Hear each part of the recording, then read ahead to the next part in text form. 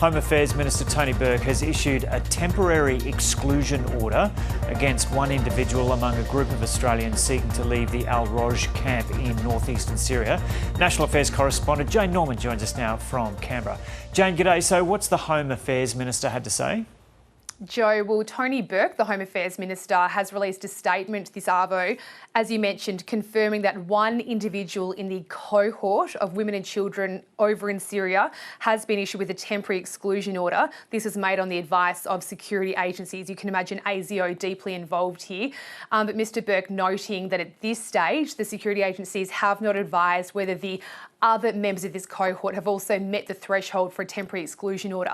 Now, this is basically a legal instrument, Joe. It's under the Counter-Terrorism Act. It was introduced some years ago, and it applies to people Australians aged 14 and over. You have to meet a pretty high threshold to have one of these orders issued against you, but it prevents you from returning to Australia for up to 2 years. Now, this is all in relation to a group of 34 women and children. They are Australians. They're currently at the Al-Roj camp. It's a refugee camp in northeastern Syria. And the reason why this is back in the news is because this week these families sought to leave the camp. They actually did leave the camp with an intention of returning to Australia, but they were turned around by local authorities. So the government obviously aware now that these Australians who are in this refugee camp are seeking to return here. The federal opposition has been demanding the government do everything it can, including by issuing these kinds of orders to prevent this group of 34 Australians from setting foot on Australian soil. And today we have seen Minister Burke issue one temporary exclusion order, obviously not implying at all that it's under pressure from the opposition, but that is sort of the sequence of events that has led to this moment. And it's probably worth noting that this is an issue that successive Australian governments have been dealing with for the past decade.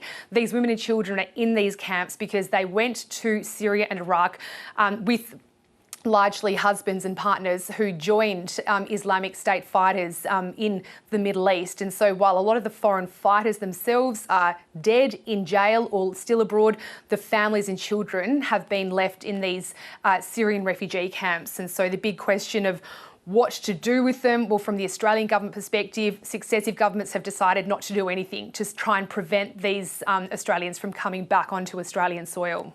So does it sound like there could be more of these temporary exclusion orders imposed?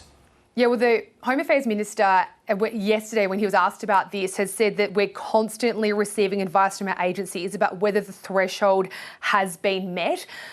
We understand it is a very high threshold. This is not the first temporary exclusion order. There have been others. I'm trying to find out exactly how many. We don't know at this stage. But basically, the Minister has to satisfy two pretty strong criteria.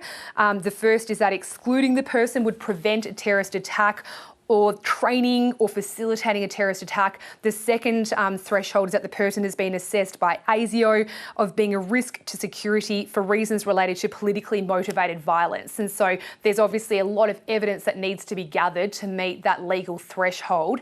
The fact that one has been granted maybe suggests that more could be. However, the government has been at sort of pains to say that the threshold is high. And for the children, it's even higher. If you're aged 14 to 17, then the thresholds are higher than that for adults. And so I guess it's a matter of watch this space at this time, but certainly it's becoming a heated political debate in Canberra because there is already a nationwide debate about immigration. The government is very sensitive to that debate about immigration becoming sort of wrapped up in this wider debate about the possibility of ISIS-linked families returning to Australia. So a lot of sensitivities around that.